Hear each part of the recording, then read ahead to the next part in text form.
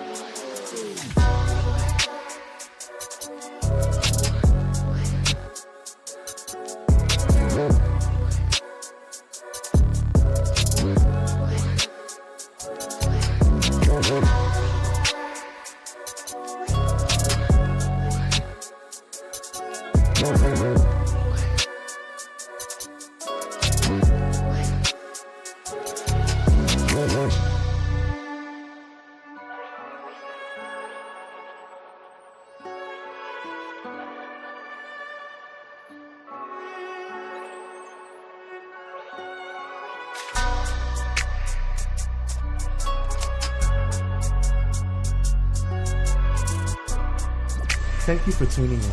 If this is your first time joining us, welcome. We hope your experience is fruitful. Please feel free to visit our website to find out how you can join our growing family. While we are loading your experience, please do us a quick favor and hit that like button from whichever platform you're watching or listening on. Also, share so others may enjoy as well. And we hope you would consider hitting that subscribe or follow button so you can check out more of our amazing content. Alright, let's start the show. Christian ain't good with forgiving, ain't turning my cheek, now I'm raising that pistol. Lord, forgive me. With all my prayers, with all my strength, with all my pain, I'm fighting this war. Thy kingdom come, thy will be done. No turning back, 'cause I'm free. Hey, spread the word to my people. The spirit fell on me, told me fight against the evil, not turn, yeah. Fuck the sticks now, nigga, give me burners. Hold up, hey, spread the word to my people. The spirit fell on me, told me fight against the evil, not turn. We in the sticks, now we all got burners. Hold up, voices in my head say I need to be. Good evening, everyone, and welcome to Dirty Laundry, the podcast with KO.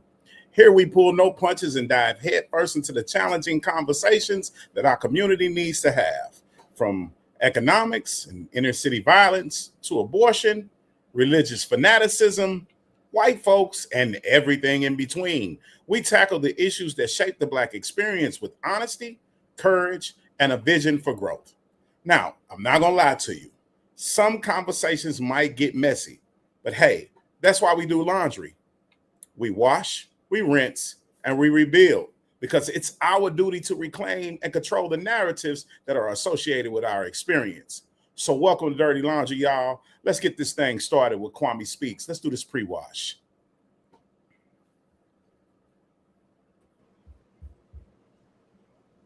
What's going on, brother? Can you hear me, brother? It's Mike check. I can. Mic check, 1 2 1 2. You can hear me? I can. Can you hear me? Yes, sir. Let's go ahead and jump right Praise into Jesus. this watch, brother. All right. First of all, welcome back. I know you've been off a couple of weeks, out there saving the world. So welcome back, brother. Absolutely, All right. brother. I appreciate you. No problem. We got a couple of things that we got going on.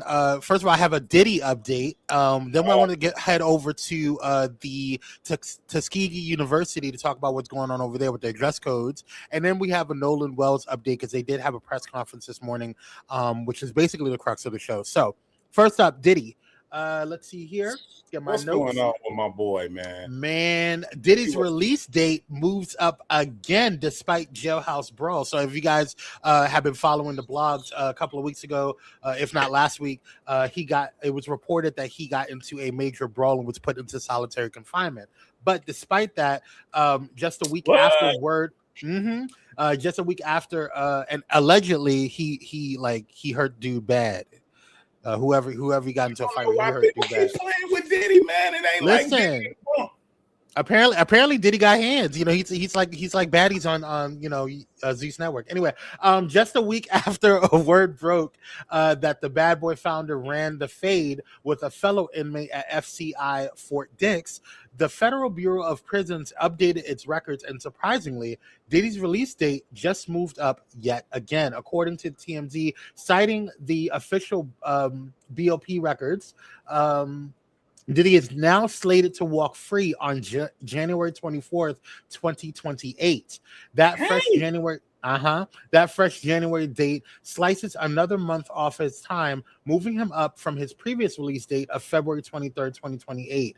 Diddy's timeline has been shifting like a game of musical chairs ever since he was handed a 50-month sentence. He was originally slated to stick around until June 2028, but thanks to sentence reductions, including shaved time after enrolling in a prison drug rehab program, his countdown keeps getting shorter. So we'll keep an eye on that as things get going on. But what are your thoughts on that? Diddy on them tapes. I'm telling you, he knows something. I'm telling you. He keep moving stuff around, man. Diddy know what's going on. And Diddy they keep blessing. They're like, hey, Diddy, we can't let you out too soon, but we're going to keep reducing your sentence. Before you know it, Diddy going to be back at home busting heads just like he was when he left. Now let's get into what's going on over in Tuskegee University. Now, Tuskegee University announces a new dress code banning bonnets, do-rags, and bedroom shoes. President pushes more professional behavior policy. Alabama's Tuskegee University has become one of the latest HBCUs to trend as the school announces a new dress code banning bonnets, do-rags, and bedroom shoes outside of the dorms. Tuskegee's president, Dr. Mark A. Brown, outlined the new changes in a message shared with the parents of the incoming students for the 2026-2027 academic year. Brown told addressees that the private HBCU is entering a period of transformation and renewal. He also mentioned that the school is expecting its largest new student enrollment in 32 years. Therefore, the university's new dress code will require students to arrive on campus professionally prepared and behaving as such. Brown mandated that students should wear a business suit and appropriate dress shoes for business meetings and other professional events. Brown said students are not permitted to wear revealing clothing in classrooms, dining areas, or at official university occasions like convocation. Yes. Yes.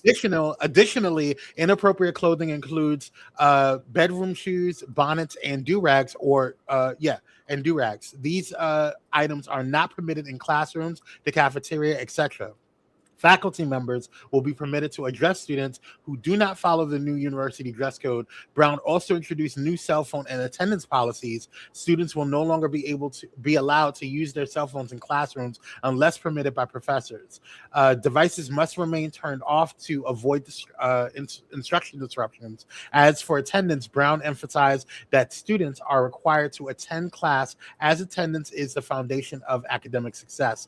The university will move forward and better monitoring attendance. Hey, man, listen, I agree with everything that was implemented. And I know that's controversial. I know people will be like, what are you talking about? But hey, listen, without order, there shall be chaos. I actually agree with you. I didn't know how I felt in the beginning. I do think this is taking away from like other major things, but I do feel like you like people think that you go to college just to chill, like you're going there to learn, to prepare for now I know some people were saying that well, some people were like, what's the difference between this and some and people wearing like locks or certain types of natural hairstyles? It's a huge difference because bonnets and do-rags are not a part of your body. That's right. They're not naturally part of your body. So, and on top of that, like, it's one thing if a job discriminates you against your hairstyle. It's another thing if you're going to your job looking a hot ass mess. So I'm just saying, I agree with this. Too damn laxed. That's good. Yeah. And it's an HBCU. Rep better. Shit.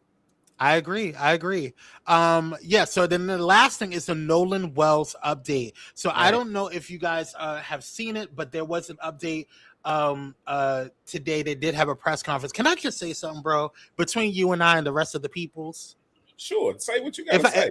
If I can, you get to air it out. Yeah, if I can, I really don't understand why we're having these press conferences if they're not giving us major updates. Like I'm really annoyed by it. Actually, I did appreciate today's press conference in the sense that they brought other controversial cases to light. There were certain cases that I didn't even hear about before, and that or did not getting a lot of light to them. However, there was no major push other than, it's already been broke in the news and the blogs that the audio tapes were being that from that audio engineer that Right. First of all, why did an unpaid non-government official have to go and do all of that when there's people being paid to investigate this case and they didn't do that? That's a whole nother conversation. There's always misconduct. There's always some bullshit going on when it comes to us getting reciprocity or justice in this country. So with that, you know what I'm saying? Yeah. I just there was really no major update from other than the fact that they have sent the audio tapes or the phone calls and the audio for it to be sent to a independent audio analysts and different audio analysts for them to kind of do exactly what the girl the audio engineer that volunteered to do it did already. But sure, they want to authenticate it, which I think they should, do everything by the book. But that lets me know that all of those people, first of all, the family should be vindicated. We as a culture should be vindicated because we were sitting there saying something ain't right, something ain't clean in the damn milk. But Sam, how long? How long? But anyway, that's all I got for you, brother. Thanks for having me on, and I'm looking forward to the rest of the show. So let's get on into it. Let's jump right into it, man. Let's go ahead and get into this spin cycle.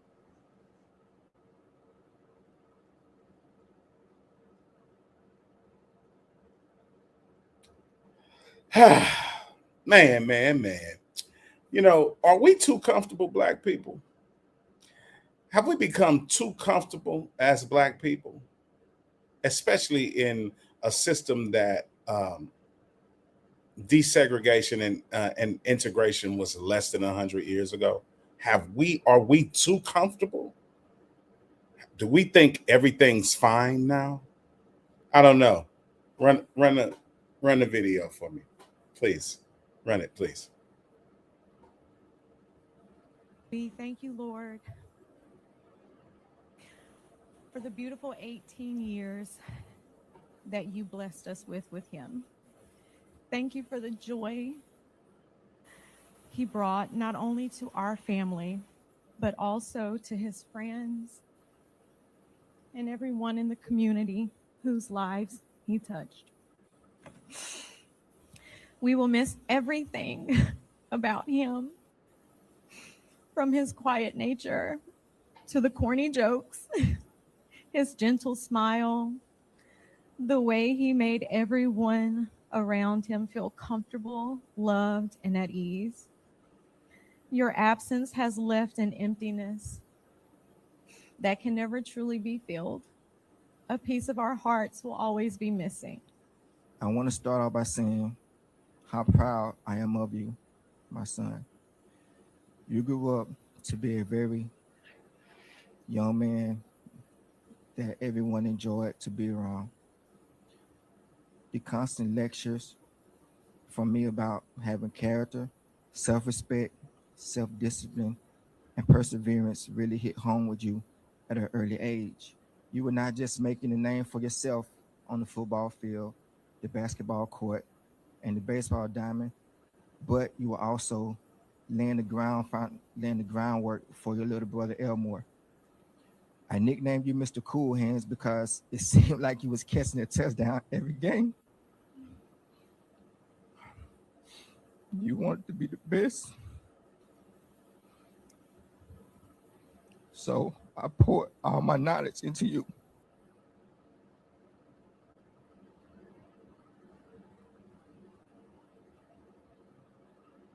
I don't know about y'all, but I am tired of seeing Black families mourn the death of their children without reciprocity. That's why I'm asking the question: are we too comfortable? I mean, how many times we gonna see this? Like I'm over the, we shall overcome. I'm over that shit. I told myself that if anything was to ever happen to one of my children, if I do have to do a press conference, the only thing that I'm gonna say is, y'all know what the fuck it is, right? And excuse my expletives, but that what we just watched is it keeps happening over and over and over and over and over again. Have we become too comfortable, Black people? Our children leave home to float trips, parties, outings, and sometimes they don't make it back. Families are left searching for answers, demanding transparency, and wondering whether justice is being pursued with the same urgency for everyone else. It's just for everyone. Like everybody else gets urgency, but we get like shit. When they go looking for our kids, they do this. Oh shit, I don't see him. That's it. I can't do nothing about it. Or it's always, well, he was a bad kid, or he hung himself, or we don't see any foul play. We continue to see controversial claims of self-defense. We see incidents where Black people are told they don't belong in certain neighborhoods or public spaces. We see reports of suspicious deaths and hangings that leaves communities with more questions than answers. And we see a country that in many ways feels more divided and more violent than it has in years. So just because it's been reshaped and repackaged doesn't mean we are not experiencing the same realities. At what point do we stop accepting that's just the way it is? I guess that's just the way it is. Some things will never change, but I'm not complacent with that. I'm not comfortable with that. And you shouldn't be comfortable either. You should be more intentional about keeping your children in spaces where they have cultural identity, where they have people who look like them, where they have people who experience the same struggle as them. Come on, Black people. It's time for us to organize, right? Now, this isn't about fear, right? This isn't about fear. It's about demanding accountability. It's about protecting our families. It's about asking why some cases receive immediate answers while others seem to disappear from the national conversation. You quickly get your shit just swept up under the rug. Come on, Black people. Is it time for us to organize? Is it time for us to organize differently? That's what I'm saying. It's time for us to advocate more aggressively and become more intentional about practicing our communities, about protecting our communities. I'm sorry for saying practicing, protecting our communities and supporting the families that are still searching for justice. When people show you who they are, understand this. This is something we say all the time. When people show you who they are, believe them. We keep saying we won't change, but do our actions suggest we've become too comfortable with the very systems that have never fully accepted us? Is comfort costing us clarity? Let's unpack it when we come back from the commercial, y'all. Let's go to commercial break, and we're going to talk about it when we get back.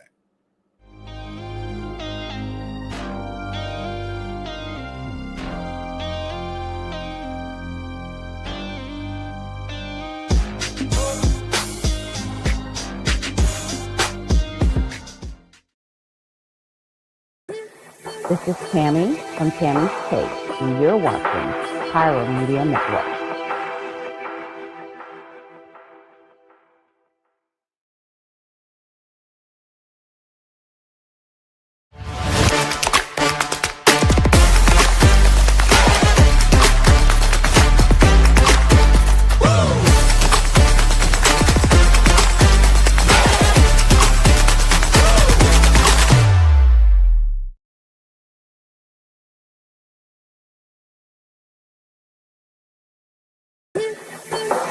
Hey, it's Dr. Nicole D. Vick from Dr. Victorious, and you're watching Pyro Media Network.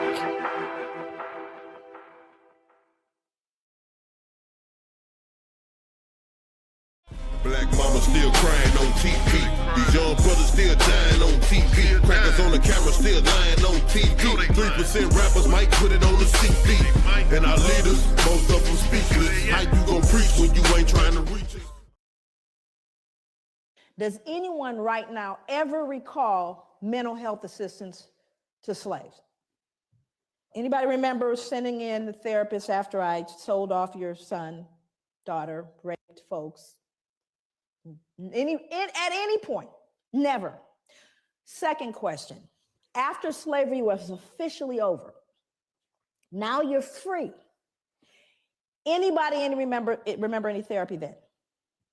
We know it's been rough, it's been deep for you, it's been difficult. We're gonna do a little group therapy. Anybody remember that? That would be no. Number 3, after slavery officially ended, both in the States, in the Caribbean, the British ended, do you remember whether or not trauma continued?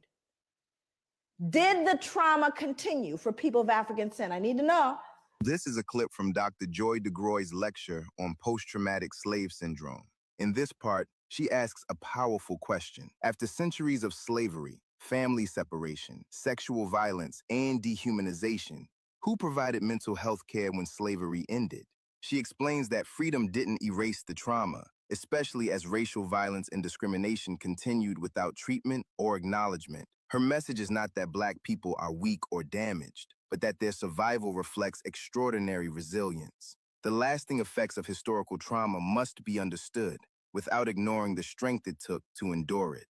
Okay, so now let's do the math. Hundreds of years of trauma, no treatment. Freed, more trauma, no treatment. What do you do the math? Do you think there may be residual impacts of that trauma? Of course there is. It didn't end, friends, and it hasn't ended yet. So I think on one point, African people and people of African descent are extremely resilient. Matter of fact, I think we're a miracle. Far be it for us to pathologize or to look and cast this idea of weak and sick people. Oh, on the contrary, we are profoundly resilient because we've done everything we've done thus far with no help, with not even the ability to have this discussion. As though it were possible, we escaped injury in all those hundreds of years and the years that followed.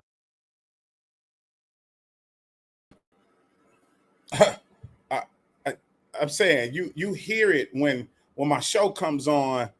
Rest in peace, Big Red. He said, "Black mothers still crying on TV. These wicked people still lying on TV." You see what I'm saying?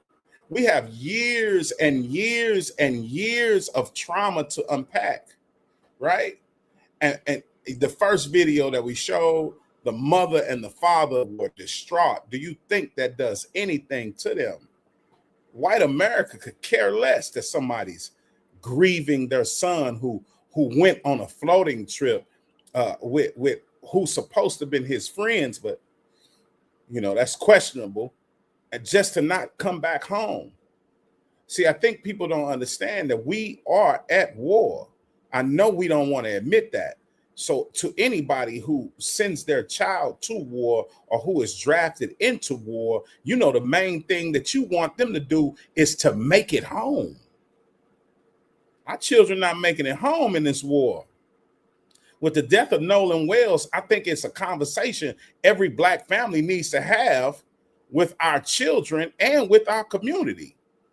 What happened to Kendrick Johnson? Everybody kind of forgot about him, right? The one who mysteriously killed himself, unalived himself, wrapped himself up in a gym mat and mysteriously jumped into a trash can and behind some bleachers and wherever else they could stuff him at. He did all of that on his own. Are we really supposed to believe he just rolled himself up inside a gym mat His family has spent years challenging the official findings and demanding more answers. Whether you agree or disagree, one thing is certain. There are still a lot of people who don't believe the full truth has been told, especially in that situation. I know me personally, I don't. Because like, how the fuck did he roll himself up in a mat? And excuse my expletive again, these situations like these have the tendency to boil my blood. You know, it's what the elderly people used to say, it's getting my dandruff up. Okay, Ashley Robinson, suicide. Did anybody forget about her? Like, I know people like, if you get an opportunity, you got a smartphone, go look up Kendrick Johnson and see who that is and see what was going on around that case. Ashley Robinson, suicide. Sure. I mean, think about it. Sure, that was a suicide. Sure it was. All right. I'm calling for transparency. I'm calling for accountability. And I'm calling on Black people to stop dismissing these cases before all the facts are known. I mean, come on now. We all on conferences. You know, you having a press conference. People, they flashing lights. But I guarantee you, if you touch one of theirs, they going to come burn your whole village down. They're going to come tear up the whole city over one of theirs. They're not going to rest. They're not going to rest until justice for them is done on behalf of one of theirs. So what about Black people? We get the same people that come, like you know, I'm not going to defame any other Black person while I'm on this platform, but I will say it's a reoccurring theme. We get the same people coming out saying, oh my God, we need justice, we need justice, we need justice. What we need is to organize. What we need is to separate. What we need is to protect ourselves the way other people are given the God-given right to protect themselves. The hell you asking for the right to protect your children for? I like to quote Tupac. He said, touch one of mine on everything I love, I will destroy everything you touch. Play the game, nigga. All out warfare, eye for eye. You see what I'm saying? See, that's your inalienable right to defend and protect your own. The United States itself has a rule that says it has the right to protect itself against enemies, foreign and domestic. And you're on a press conference asking people to bring you justice for your children. That sound right to you? Come on, Black America. Do that sound right to you? Does that sound like something that makes sense to you? Like, hey, you killed my baby. I'm going to ask the system who, you know, put slave catchers in place to catch runaway slaves, and then they call it police, and then we call it justice. You know, all I could think about is how Medgar Evers had to wait a whole bunch of years. His wife had to wait a whole bunch of years until he lived out his whole entire life before she got justice for Medgar Evers. Emmett Till, shit, that old lady lived her years out before anybody decided to say, oh, this was a lie. You know, this was some bullshit. This didn't really happen. So how long are you going to wait on somebody to come deliver you out of this oppression, or are you going to recognize that you're at war? It's not a racial war. It's a cultural war. It's an inalienable right. It is a divine right to protect you and your family, and you are begging other people to give you justice. So enough is enough. We owe it to ourselves to ask questions, to demand answers. I know that for sure. Demand answers. And if you demand answers and you don't get answers, you might need to get you some. Now, am I advocating for violence? That's not what I'm doing. But I'm saying, at what point do you not ask to defend your family and refuse to accept uncertainty when a family is left searching for the truth? When do you decide that enough is enough? When do you stop trying to exchange niceties with people that are just giving you abhorrent behavior? When do you say, hey, you know what? I get it. I want the police to do their job. I do want them to do their job, but are they here to serve and protect? And what has history told us about that? Do you think Kendrick Johnson's family has gotten the justice that they deserve, and that man's organs was missing? In a world where we organ harvest, where people do human trafficking, when adrenochrome is what people use to stay young, the melanin in your skin is worth so much. I mean, how long? My question is how long? How long? How long you gonna sit with it? Because I guarantee you something. You touch my son, you touch my daughter, you touch my woman, you touch my mama, you touch my sister, you touch my cousin, you touch my family. That is an act of war, and everybody knows it. See, the thing is when black on black crime happens, the society we live in, they shape it and say it's black on black crime. Well, where the hell do you expect intertribal wars to happen? Black crime happens where black people live, where they typically live amongst other black people. White crime happens to other white people because they typically live amongst other white people. But the problem is that when we fight intertribal wars, it's called black on black crime. But when Germany goes to war with Rome, it's called war. It's not called white on white crime. But the point that I'm trying to make is that if somebody touches the United States, you know, most of the people who, we got to get our lick back, will be more than happy for America to rush into a war because they got to get their lick back. What's the difference? What's the difference? Tell me what the difference is. Somebody unalived your child and you at a press conference begging to get justice. I tell you what, your dog not even safe. I'm just being honest with you. Your dog ain't even safe. So while we sitting up worrying about, we shall overcome one day, what has history told you about begging for that kind of justice? If you could beg your way out of that, or if you can mediate your way out of that, or if you can appeal to someone's empathy or sympathy in those situations, then hell, I'm led to believe that those situations wouldn't even exist in the first place. I'm just saying, all I'm saying is it's time for you to think. It's time for us to think about what we are doing. It's time for us to think about it. I got to take a break because, I need to take a drink. So when we come back from commercial break, we're going to check some facts. I'll see y'all in a minute.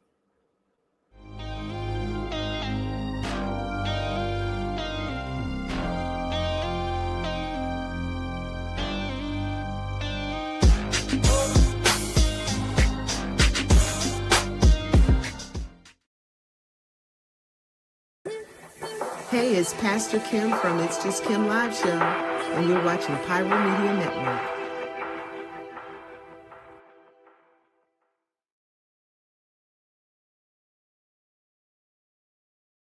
The news is divided. Ground News puts it back together, with coverage from thousands of outlets around the world in one place. So you can spot sensational reporting, no matter what side of the political spectrum you're on. Beside every headline, you'll see who owns the source, how reliable it is, and if they have a political bias. Multiple perspectives side by side, giving you a well-rounded view of today's biggest stories. Visit ground.news to learn more.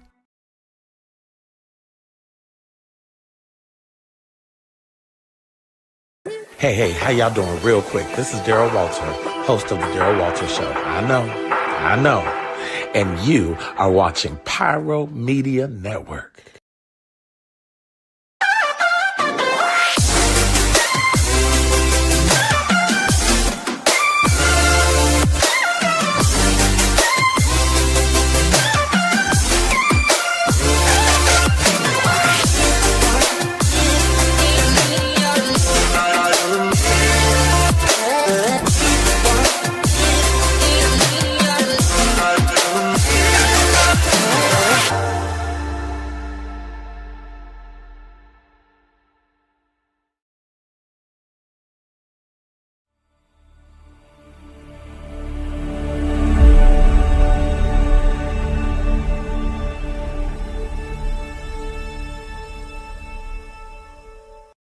Black mama still crying on TV. These young brothers still dying on TV. Crackers on the camera still lying on TV. 3% rappers might put it on the CD. And our leaders, most of them speechless. How you gon' preach when you ain't trying to reach?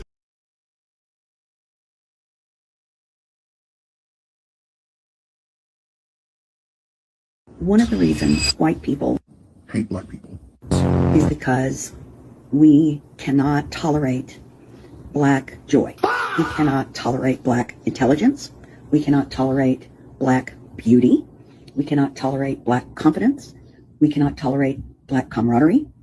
We cannot tolerate anything that frees a black person. There's a level of racism that I think hits differently for black people than it does for Asian people or Hispanic people or Middle Eastern people or Native Americans even.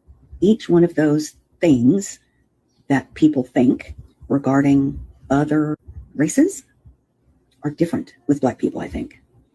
Because again, we don't like black people to be educated. We don't like them to be successful. We don't want black judges. We don't want anything for black people that doesn't directly affect and entertain us. So we can have a black nanny. We can have a black house cleaner. We can have a black teacher. We can have a black coach. We can have black players, but only for the specific things that we feel comfortable with. I think about all those sweet children that have been killed, murdered, when they go out with their white friends. And I think that as much as the trauma of slavery comes down through the DNA, I think also the cruelty of slavery, the desire to hurt, the desire to steal and kill and humiliate and torment and disappear black people is what comes down through the DNA. I think when you do something like that for long enough and you pass it down for the many years that slavery and enslaved people were in chains, that is an instinct with us, cruelty. And I think you can see it in many videos. All the white women and white men that are telling black kids and black families to get the hell out of here, you don't belong. We just don't want you to have more than us, honey. We just don't want you to be prettier. We don't want you to be the beauty standard. We don't want you to be judges or anything like that. We want you to be below us, beneath us. And we've tried so hard to keep you down, and we failed so badly. Because like Maya Angelou said, still you rise. We may hate you, we may beat you, we may do those things, and it makes us crazy that you keep coming back and getting better. We can't stand it. I don't know why that is. White people are the ones that have the ancestors that were closely related to the apes. We are so similar to Cro-Magnon man, Neanderthals. We're fucking pale monsters. I really hate being white sometimes. I'm super ashamed. I think the cruelty lives in us, and it comes down as instinct. Hey, I mean, listen, who better to tell you the culture of white people than a white person? All right. I know you heard Dr. Joy Degree. I call her Dr. Joy Degree. Forgive me if I'm massacring your name, Doc, but I do own the book that we show, right? And I'd like to read an excerpt from this book, right? So check this out. How does the society that we live in today view Black children? In a 2014 article published in the Journal of Personality and Social Psychology, researchers from the University of California, Los Angeles, the National Center for Post-Traumatic Stress Disorder in Boston, Massachusetts, Pennsylvania State University, and the University of Pennsylvania investigated how Black boys were perceived as it related to childhood innocence. Here is what the research revealed. The social category, children, defines a group of individuals who are perceived to be distinct with essential characteristics, including innocence and the need for protection. Haslam Rothschild and Ernst, 2000. The present research examined whether Black boys are given the protections of childhood equally to their peers. We tested 3 hypotheses. The Black boys are seen as less childlike than their white peers. that the characteristics associated with childhood will be applied less when thinking specifically about Black boys relative to white boys, and that these trends would be exacerbated in contexts where Black males are dehumanized by associating them implicitly with apes. So they don't even see your children as human. And I also like to call out this. Does anybody remember this little boy? Anybody know who this is? This is George Stinney. You should do your research and figure out who George Stinney is. George Stinney was treated as an adult, and he was actually a child. So while you're looking for justice from a system that views your children as apes and inhumane, I don't know what the hell you're looking for. Let's talk about it, right? Because people like to say, I know the common narrative is that this was so long ago. Oh my God, why are you bringing up slavery? My family never owned a slave, and we're in such a better position in this country in 2026, right? Well, let's check the facts. Robert Fuller. Know that name? Black people, you should look it up. In 2020, in Palmdale, California, found hanging from a tree, initially ruled suicide after investigation, but the case prompted national protest and calls for independent reviews. Now, wait a minute. Now, I know somebody can hang themselves, right? But if I know Black people like I know Black people or people of color, we know that we got hung from trees. So if we did decide to unalive ourselves, do you think that we would pick a damn tree to unalive ourselves? You gotta think, Ray. It's gas money, Ray. Malcolm Horsch, 2020, Victorville, California, found also hanging from a tree near a homeless encampment. Authorities ruled suicide, and activists questioned the findings. We still asking questions like, hey, he was hung from a tree, but you got something that's been going on in this country for the better part of maybe almost 400 years. Well, let me say it right. Not 400 years, because the KKK and all the hangings didn't start until the slaves was emancipated, until technically the slaves were freed. But even that's a telling story, isn't it? You heard the lady say, we don't want Black people to have joy. So don't you think it was a lot of happy Negroes running from the slave houses? Dominique Alexander, 2020. Notice that these are in the 20s. Not 2006, not 2005, but in 2020, Manhattan, New York, found hanging, I'll say it again, hanging in a public park. Death ruled a suicide, but the circumstances drew public scrutiny. Hold on for a second. Are you seeing a common narrative? Motherfuckers is hanging from trees, and people are saying, oh yeah, those are suicides. Oh, no, it's okay. It's okay. Let's keep going. Demetravion Trey Reed, 2025. 2025. I'm going to say it for those people that's sitting in the back. 2025 in Cleveland, Mississippi. Oh, here it is again. Here it is again. I bet y'all can guess where he was hanging from. Hanging from a tree near a university. Investigation has drawn national attention. You hear that? It's the same thing, with family and advocates seeking a greater transparency. So you're going to these people and you're saying, we need to know the truth. Ray Charles could see the truth. Stevie Wonder rocking in the chair. Hey, Ray Charles doing this. Well, they hung them a Negro. They can see that. Common narrative. It sounds like a script. Let's keep going.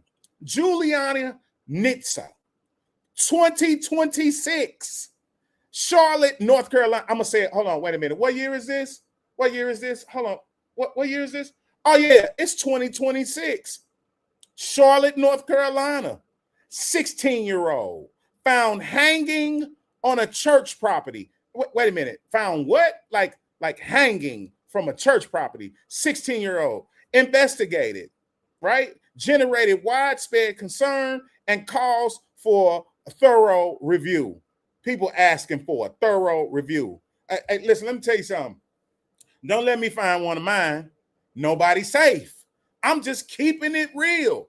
Unarmed 19-year-old, 2026, Washington, D.C. I mean, do we have to keep going? Do we have to keep saying what's obvious? It's obvious, right? It's an obvious thing, right? And I don't care what people say. I know what people say. Oh my God, this is race baiting. Oh my God, you're trying to start a race war. Oh my God, this is, oh my God, oh my God, oh my God. Why can't you just let it be? Hey, I tell you what, if people start hanging white children, it's going to be an insurrection in this motherfucker. I'm going to keep it real with you. And yes, I used another expletive. Get over it, right? Because when white people got mad, they stormed the White House, and then the president said, we gonna get them reparations. So don't tell me they don't get back. When white people get upset, they storm the White House. They don't do no Million Man March. Well, they do one, but they Million Man March on your ass. They come get you. They don't be in the streets with hey, we need to do. No, they come for you. So I tell you what, I got a couple of questions for Black people and to my white audience and to any other audience that's watching my show. My question is when have Black people not been at war in this country? When have we not been fighting for inclusion? When have we not been fighting for rights? I'll wait. See, I'm a little perturbed with it because I'm tired of seeing Black mamas crying on TV. I'm tired of that. They shot my baby. Listen, I don't want to hear people talk about Black on Black crime. We know we got our issues, intertribal wars that we fight, just like the Hutus was fighting with the Tutsis, right? But guess what? When somebody else comes into Italian territory, you know what the Italians say? The Italians say, I don't give a shit what's going on. You touch one of ours, we coming to get you. But don't Italians take out their own all the time? Things that make you go, So with that, let's go ahead and rinse this out right quick so we can see how long people have been getting lynched.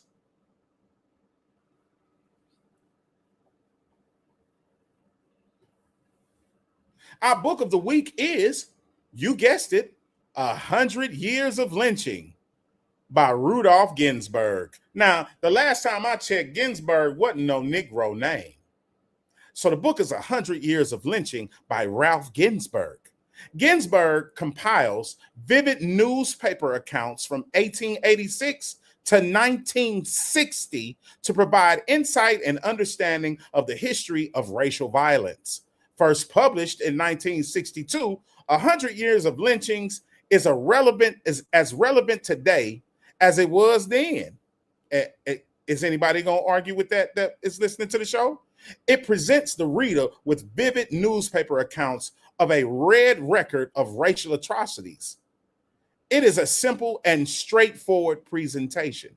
So somebody named Ralph Ginsburg, and when you go look up who Ralph Ginsburg is, you're going to say, oh, it's the same thing that the lady said in the beginning. 100 Years of Lynching by Ralph Ginsburg, right? So for me, I want everybody to wake up and smell the coffee. And this is specifically for my people, right? This is a message that I want to send to people that are my specific ethnic proclivity, that look like me, that are considered Black. And that's classism, which is a caste system. But we're not going to talk about that. We'll talk about that on another show. I want you to understand something. How long you going to try to sit at the table with people that don't want you there? How long are you going to romanticize white wealth standards and believe that they're going to let you sit at their tables, give you the same justice, treat you the same way? Hell, they'll get more mad if a dog was hung than a black person. And I'm just keeping it real. So with that, let's put it on the clothesline.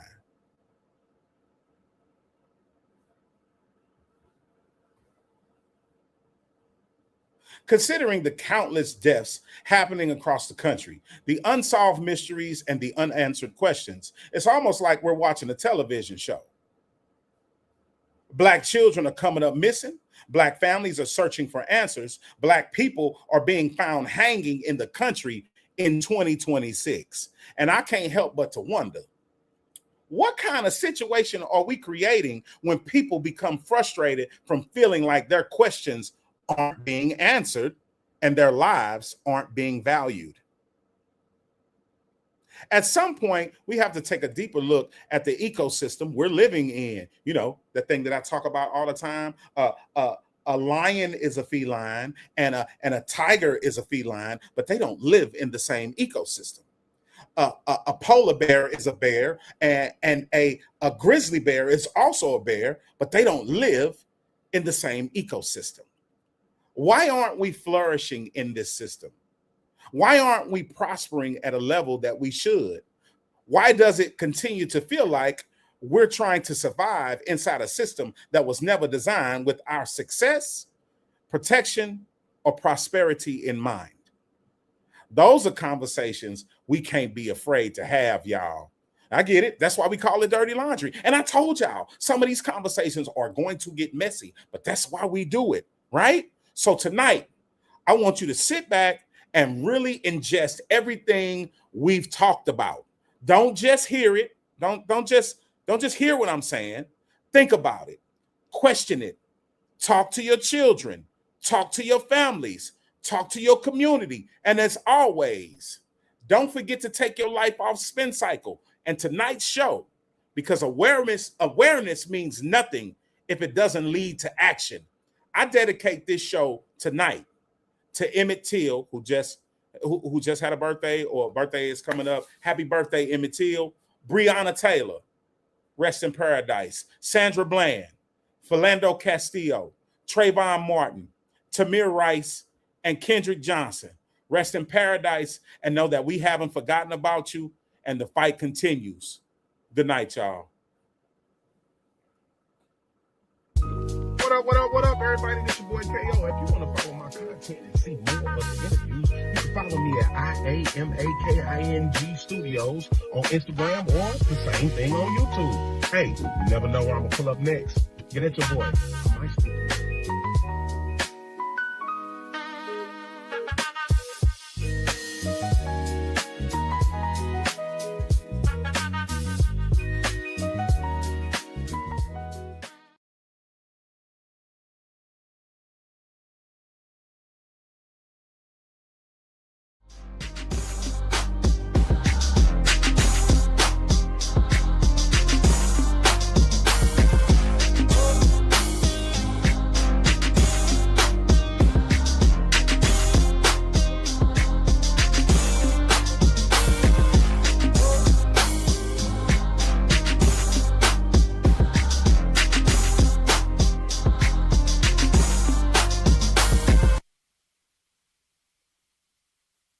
Thank you for watching Pyro Media Network. For more information, please visit pyromedianetwork.com.